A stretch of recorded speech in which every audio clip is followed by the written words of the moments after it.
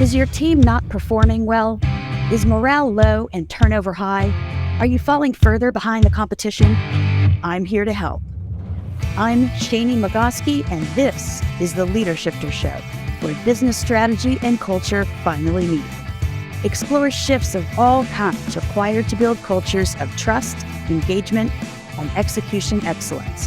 I promise I am not your typical boring leadership consultant, and I will help you and your team get your shift together. Hello, Leadershifters, and welcome to another episode of the Leadershifter Show with Shani. I am thrilled to be joined today by Patrick Esposito, who is an entrepreneur, an attorney, and more recently an author of a book that we're going to dive really deep into today. It's called The Structure of Success. And by way of a little background, what's the statistic on businesses that fail? Like 50% of businesses fail within the first 5 years? Is that? Sadly, yes. And by the way, Shani, thanks for having me. And to your point, it's actually funny. Failure is where I wanted to start the book. But, wisely, the editors told me that wasn't the best place to start a book. Give people something better, right, to latch onto. But to your point, look, that is the problem, right? Is that failure happens. It happens far more than we would wish and far more than we would hope. Candidly, far more than it needs to. And that's really sort of a lot of what the book is about, right? Is trying to take the lessons that folks have learned and figure out how to engineer your business to not fail. Right. Yeah. And as part of the introduction, I sort of went down a little rabbit hole there because I wanted validation that my memory served about 50% in 5 years. So that's an alarming statistic. And pre-show, folks, Patrick and I were talking that he didn't want to just talk about creating jobs. He wanted to help create jobs. And so we set out on a mission to figure out why is it that so many businesses fail. And he interviewed 100 leaders in a wide range of industries to uncover what their most common challenges were that led to the failures of their business.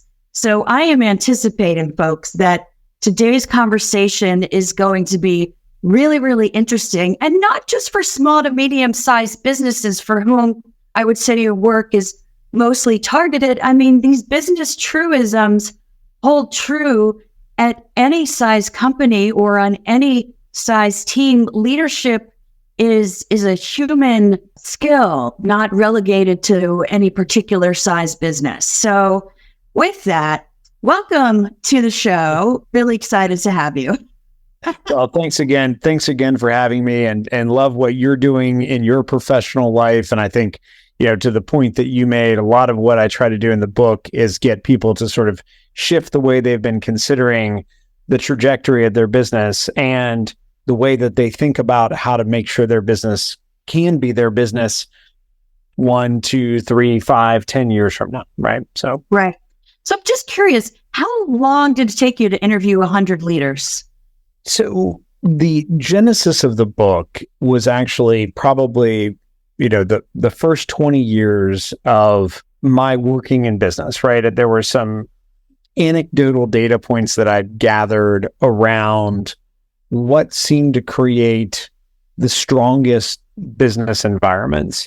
And, as I had moved from doing my own startups with partners and investors and had an opportunity to go assist a publicly traded company with some of their internal operational functions, I started realizing that it wasn't just companies that I was part of that had similarities on creating strong, successful outcomes, but it was something that talking to folks inside of a variety of businesses, to your point, at a variety of scales, right? Even beyond small and medium size, there seemed to be really what looked like 8 categories, right? Where if you had those 8 categories, if you made the right decisions in those 8 categories, your odds of success were better.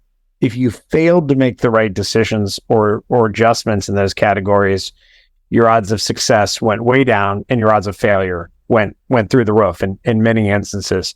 So ended up with, taking some time to think through if I were asking someone like me, right, to either help validate, right, or alter those theories I had, what would the questions be? How would I frame them in a way that wasn't guiding them to the answers that I wanted, but that was No leading questions. Yeah, exactly. Right. Like, we want honest answers. And so some of the data came back, as I expected. The amazing thing, right, was that and these were 100 leaders who'd been identified as, really, frankly, great business leaders, right? They ran successful businesses. They had, moved them to a level where they really had a great credential set.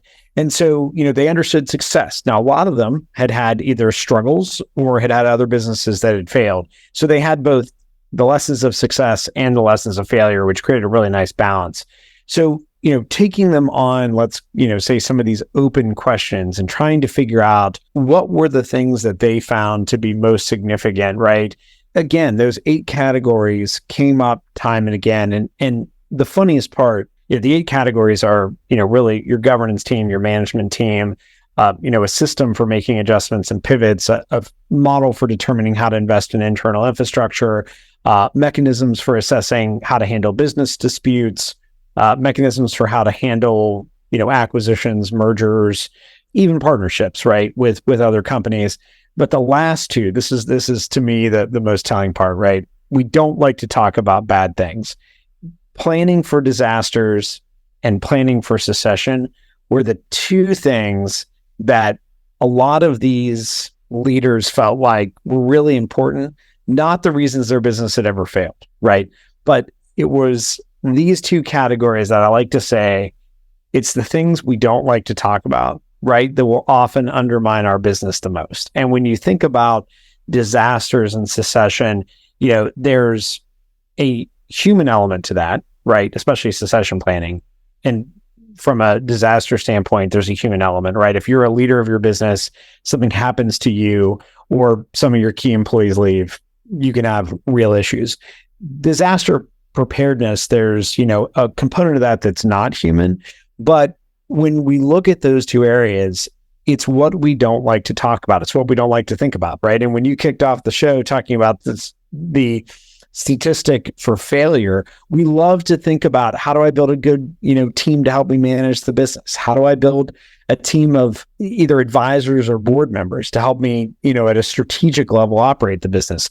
We love thinking about making new offerings or shelving ones that don't work. We're happy to consider investing in new infrastructure. We love thinking about mergers and acquisitions. Maybe we're going to go buy someone. Maybe we're going to get bought. It's the things we don't like to talk about, right, that end up being the issue. So it's super interesting. And disaster preparedness, sadly, in a relevant topic for decades now. I mean, I remember in the 90s, there was the first bombing at the World Trade Center that didn't cause it to collapse, but working in a building that was very close to the World Trade Center, it was certainly reason to take stock. And I became part of a disaster planning task force. Like different divisions assigned certain representatives to so that it was a firm-wide effort. And I got to participate on a disaster so that we had contingency plans. And so it was only after that we developed backup servers in New Jersey and, just things like that. And I feel like ever since then, there's always something, whether it's a pandemic or whether it's wars that are happening globally, hurricanes, tornadoes, earthquakes. It runs the gamut. So that's right. Long preamble too. I think this is really important. So talk to us. Right. Well, to your point, it forces you, right, as you, in your work, right, at leadership, what you're doing through the way that you are helping others to change the way they're considering, how their business should be operated, right? The mindset of saying, it's okay to think about things that can go wrong, right? So many folks in business tend to be the eternal optimist, right? They are very focused on growing revenue, right? And frankly, if you produce enough revenue, problems will solve themselves, which to an extent, if you produce enough revenue, that can happen. But for most of us, right, we're always going to encounter problems, even as we grow. And I sort of joke that genetically, right, I'm predisposed to be a worrier, right? My grandparents, they worried, my parents worry. Yeah, I'm very blessed to be a good worrier. So I can think about things that can go wrong. And that actually helps to, if you don't think and obsess about those things that can go wrong, and you just say, look, I can spot problems. And as long as I come up with plans to solve those problems, if they arise, we can get through them. And it's a lot of that over optimism in business that occasionally drives us off a cliff, right? So a couple of examples, right? The 8 decision areas kind of work together, right? So, disaster preparedness. What's a disaster, right? You mentioned some that are beyond our control. There are some that are in our control, right? So things like, do I have a good succession plan? Do I have the right documents to govern the way that my business functions if one of my co-owners wants to leave, right? How do we set up that arrangement? How do we transition? How do we either over time or quickly end up buying out that right? There's a lot of things that work together in this formula, right? If you have a good management team, they can provide great strategic advice that then you find advisors or a formal governance team with a board who can help you to take them to a different level, look at them from a different perspective, because oftentimes, right, from a management team perspective, unfortunately, we tend to gravitate toward folks who think like us, right? So I often encourage people, find people who don't think like you. Find people who didn't come up through business or life the same way you did, because you'll end up with, better diversity in conversation, in ideas, and in the way you operate your business. If you can't get that in your management team, get it in your governance team, right? Because you can't always figure out how to suddenly create a different environment, but you can figure out how to find different advisors or different board members. Right. Okay. So recognizing what has the potential to derail your business, right, and having a plan B. Yep. Now, that sounds great, but then the shit hits the fan. Right.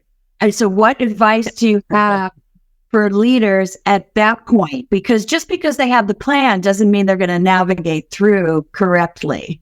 Well, and let me also say that when things go wrong, right, it could be that it is an unforeseen event, to your point, a man-made disaster or a natural disaster, or people walking away from your business who are valuable parts of your team. Or even like suddenly your employees decide to unionize. We've seen that happening. We've seen like strikes in this year that we probably had in 30 years. Well, and to your point, look, the world does change. And so, for the first startup that I launched with a great team, the headwind that we ended up facing, there were a couple, right? So the first was we picked a market that did not materialize. We then listened to the market signals to tell us it wasn't going to materialize. We made a major pivot, right? Changed the software product, and then made some adjustments past that initial pivot to get us to a place where we were really doing quite well. We ran into the Great Recession that obviously limited a lot of spending on software. Then as we're coming out of the Great Recession, we start to see large technology companies playing in the space we were playing, which was early Internet of Things middleware. So, quickly we saw, we had made a variety of adjustments. Some were bonding, right, to, the environment that we were witnessing. Some were well-planned, well thought out, and, were a best guess, right, at where we could possibly go, that then we needed to get the market signals to understand if they were the right direction or not. So to your point, you are operating this business. You don't get the benefit of stopping and really looking at all the data, right? You've got to take the data you got to form a plan, and you've got to go execute on it and then adjust that plan. And so part of what I like to tell, to your point, is you can have the best laid plans and you can have all kinds of contingency plans. But the reality is those plans, those contingencies, and all of your operating models may change as you go. And the important thing, I think, is, as you got to right there, is the planning and the thought and the analysis process really can't stop, right? You have to keep it consistent. You have to regularize it, and you really have to listen to the signals you're getting and then communicate with your team about where you're going. Because if you don't communicate with your team, one, listen to them, and two, have conversations around where you're going, that's the type of thing that can really undermine a business, right? Because then people really start to question, where are we going? Why am I on this ship? And should I get off? Right. And I think you alluded to something really important, which is whoever the senior leader is in the business, whether it's the CEO, president, owner, founder, whatever, you're not in this alone. Like, that's why you have a good team. That's right. That's right. So that you've got the benefit of the collective and the diversity of thought that hopefully you've built into your management team, so that people are aligning on what actions to take and what the communications plan is and how to clean up broken glass if there, not real broken glass, bigger broken glass. That's right. When there is. I feel like so many leaders feel like they have to have all the answers. They have to have it all figured out. And that's when more mistakes get made.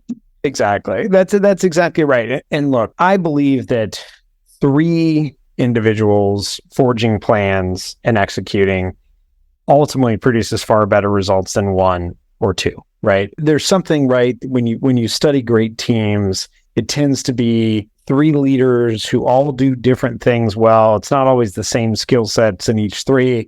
It's just 3 creates this balance, right? So there's not the disagreement between 2.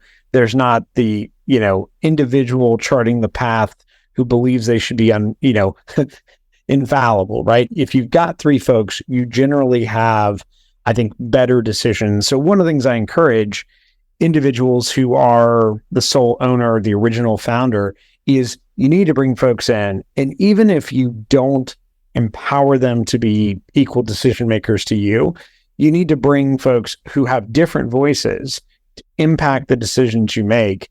And if you want to have them provide an additional voice, that's great. 2 friends of mine who were running an environmental services company, was 2 partners. They had a great growth trajectory, didn't see eye to eye on everything. What they wanted was that they wanted a 3rd person at their board meetings. Now, this is important. Not a 3rd board member, a 3rd person at their board meetings. And so they asked me, they said, look, co-owners and the only people on the board. Right. And so what they said was, they said, problems. Well, this is great, right? Because they didn't want anybody else to have a vote. What they wanted was somebody else in the room, if they disagreed, or even if they agreed, to provide counter viewpoints, right? So basically, I told them, I said, guys, this is actually a pretty great idea, right? Because oftentimes individuals start companies, 2 people start a company, right? Business partners, right? It's the classic thing. And sometimes you don't always agree, the way any partners may or may not agree. But that idea they had of inviting someone to participate, and they said, look, we're not giving you stock. We're not giving you a vote. We'll give you a little bit of cash to come to the meetings and give us advice. Truly great. Great experience, great idea. And to me, it sort of added additional validity to that idea that you really sometimes need 3 voices, even if they don't all have a vote. Yeah. So I want to pivot a little bit to another topic that I find personally interesting because there's no science to it. Well, I mean, I guess they try to apply science to it, and there's a lot of art that companies don't get right, which is aligning compensation with how we want leaders to behave and how we want and what results we want to achieve at an organization.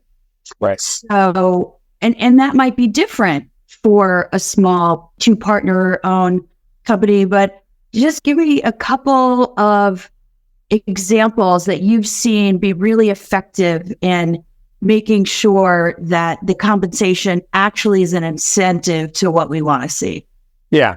one of the things that I like to tell folks is, a lot of the work that I've been involved in, whether it's, actively operating or advising, has ended up being in heavily regulated business sectors, right? So whether it's defense and aerospace, whether it's financial institutions, natural resources, one of the things that I always found interesting is if you're in a heavily regulated business, we still have salespeople getting paid on top line, and we do not have sort of a deduction for compliance issues, right, in the model.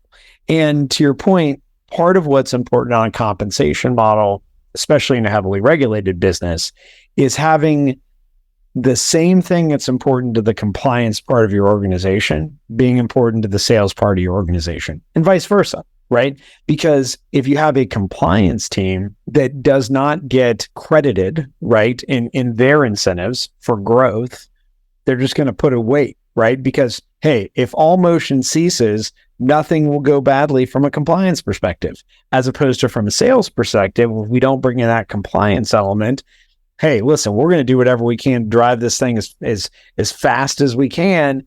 And, compliance issues, hey, who cares, right? It's not part of my compensation. So, that's a really great example, I think, of the right way to consider compensation models. And when you take that heavily regulated business model and you boil it down to, something like retail, right, as an example, where you may not have as many regulations. You have some, but maybe not as many as some of those industries mentioned. You've got what I'll characterize as other pieces of the puzzle, right? So obviously the top line revenue, but, you've got, theft that can occur that obviously can offset some of those things. You have, other types of compliance issues, whether it's hiring practices, whether it's supply chain. Yeah, exactly. And so just thinking about it holistically, because we normally run to these models of compensation based on top line growth and bottom line profitability. And, too often that doesn't tell the full story of how we really build organizational value. Yeah, I love that. I mean, I think about some of the things that salespeople complain about. When I was at Goldman, I was in institutional sales.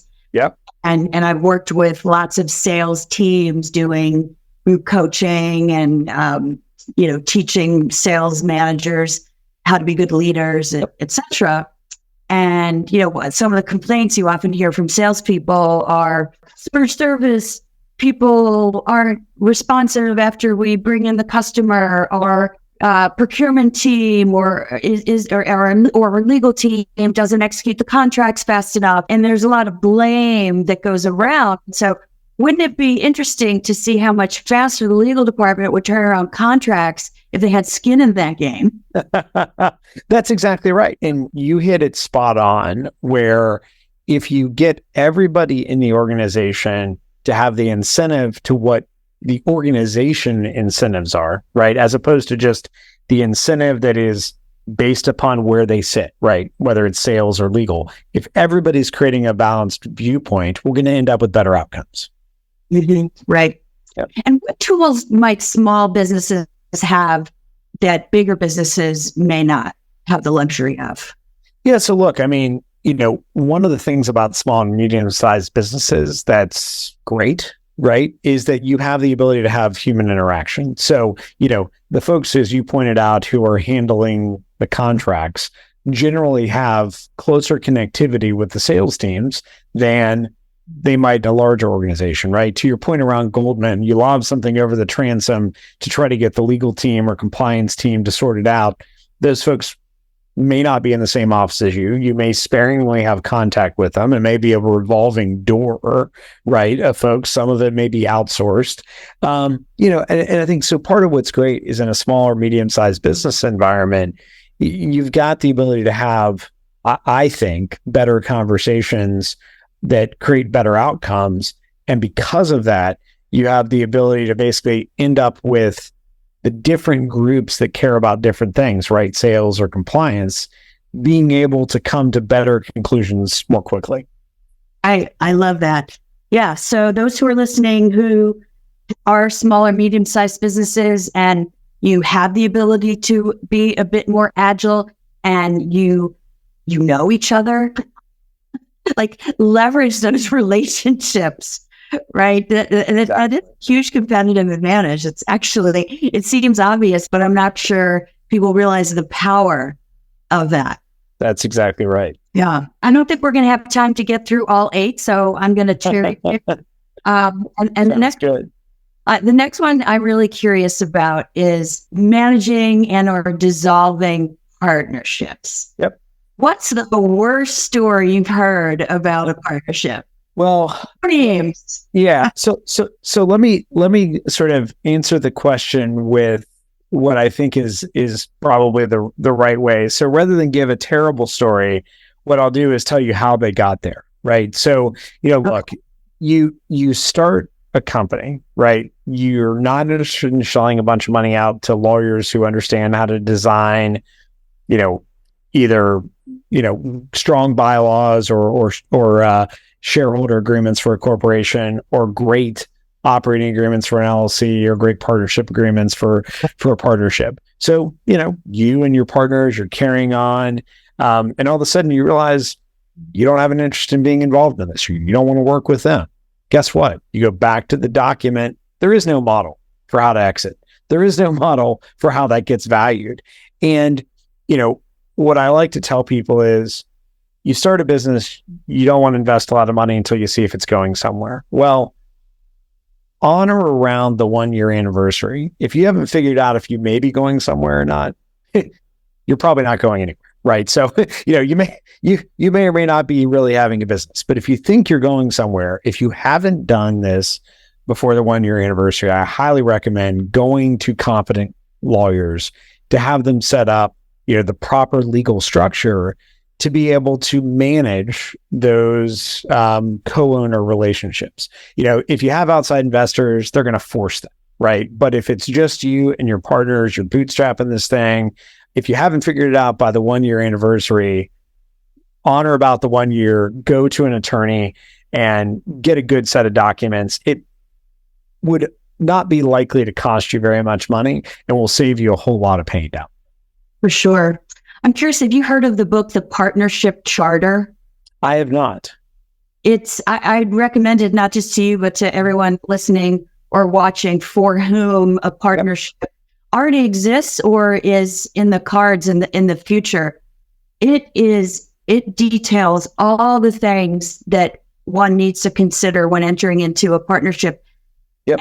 And not just from the legal standpoint. Of course, it has recommended contractual terms and buyout terms and all that sort of stuff, but it also gives really sage advice on just that the human rules of the road. Yep, exactly. Exactly. I will have to check that out. That sounds great. A contract, how do we want to manage conflict? How do we want to make decisions if we're 50? Like you said, we want to bring that third person into our board meetings, right? So yeah, check it out, since this topic is one you're so passionate about. I definitely will. And to your point, that passion has come from those stories that I probably shouldn't share, that, to your point, have happened to people that I know, right, in that space. So yeah, right. Yep. Well, folks, don't let that be you. Because a good partnership is a powerful thing. Mm-hmm. But the key word is good partnership, and it takes two. When I'm teaching a certain leadership model, I talk about not just leading from the front, if you will, which is the traditional, what people perceive to be the traditional definition of leader. The person who has the title and the place in the org chart and the decision-making authority and a bunch of direct reports. Well, sure. And that's not the only place from which you can lead. And one of the things I talk about is co-leading. Yep, exactly. And that may not be a formal partnership. It might just be a cross-functional dotted line relationship for a project, for example. And I'll say, okay, so if you're working with 2 people, what effort as a percentage of 100 should each person be exerting? And it's a trick question, because everyone's like, 50-50. I'm like, wrong. It's 100-100. Each person needs to bring 100% of their best effort to that partnership, whatever that looks like. And the other mistake people make, even if they get that, is thinking that 100% should be mirrors of each other. No, like each partner has his or her or their strengths and weaknesses. That's right. And so what can they contribute that makes their 100%? That's exactly right. That's exactly right. And to your point, if you have your mindset so that you are not mirrors, right? You are two different individuals who are bringing different skills, different capabilities, different energy levels, even, right, to the business. Sometimes you need people who aren't as aggressive, right? Sometimes you need folks who will tap the brakes. So yeah, exactly. You need someone who's more analytical and someone who's more of, the business developer. Like different businesses are going to require different magical combinations. That's right. That's quite right. Yeah. So let's explore one more of the 8. Do you have another one that you feel would be really important to share today? Yeah. So, one thing that, again, I find creates a lot of tension in a business, right, is the infrastructure piece, right? Because, those of us who are responsible for ensuring that revenue creates profit, right, tend to be shy a little bit on making expenditures. So, there are a lot of circumstances you'll find, right, where folks will say, hey, we'd really like to have this new piece of software. Wouldn't it be cool to get a larger office? Wouldn't it be amazing to get, the following pieces of equipment? I tend to not be too aggressive on spending, right? And there are times where that lack of desire to spend can be dangerous, right? So, great example is, in the way that we all work today, which tends to be, for most organizations, somewhat hybridized, right? Whether there are folks who are in office, there's folks who are hybrid, there's folks who are working remotely. The businesses that I work with the most tend to have folks all over the country or all over the world, right?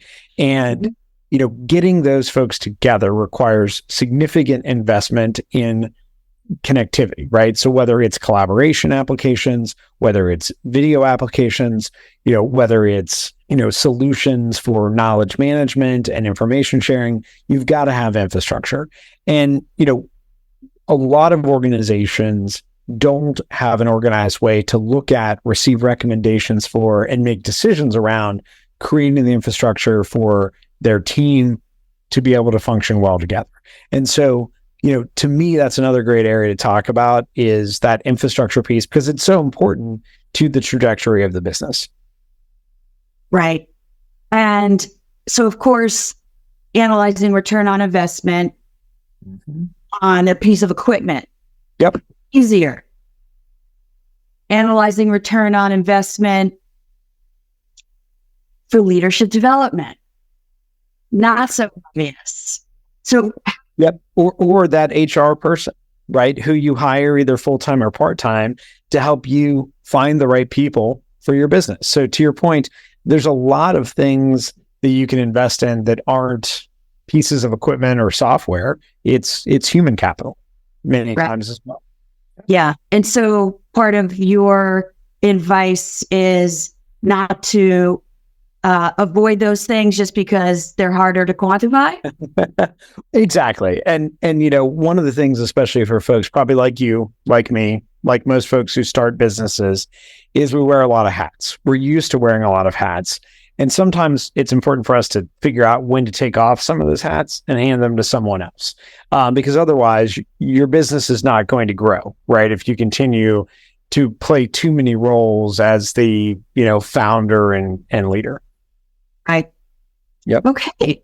So folks, Patrick's new book, The Structured Success, a framework to help build your business, that has 8 different best practices and areas of consideration to help you make sure that your business thrives, whether you're small, medium, partnership, etc. I hope you've enjoyed this conversation as I have. And there's plenty of other great advice that we didn't have a chance to cover today. Patrick, where can people find your book? They can find the book, well, most of your online booksellers, some of your local bookstores and airport bookstores. Also, you can find more at patrickesposito.com. Terrific. Okay. And if someone wants to reach you because one of the things we talked about pre-show is you've actually got a business, right, in which you can help companies implement the 8 elements of the book. How can people reach you if they're interested in that? Yeah. So, obviously, I'm on LinkedIn, Patrick Esposito, patrickesposito.com, and then the companies that I operate, initiativelabs.com, which helps folks to learn about and use the concepts in the book, and then also Acme General, which is how we help public sector organizations benefit from some of the theories and premises of the book, as well as some other approaches and methodologies that we've created over the past couple decades. Wonderful. Well, thank you so much for joining us today. I really appreciate it. It's very generous of you to share the output of what sounds like has been a multi-decade process of learning for you. Indeed. And thanks so much for having me. I really appreciate it and enjoyed the conversation greatly. Thank you for listening to today's episode. Go to theleadershipproject.com to sign up for the Scoop newsletter and explore all the resources from this podcast in the show notes. And follow me on Instagram at The Leadership Project and LinkedIn under my name, Shani Magoski, for inspiration and content about all things leadership. Make it a great day.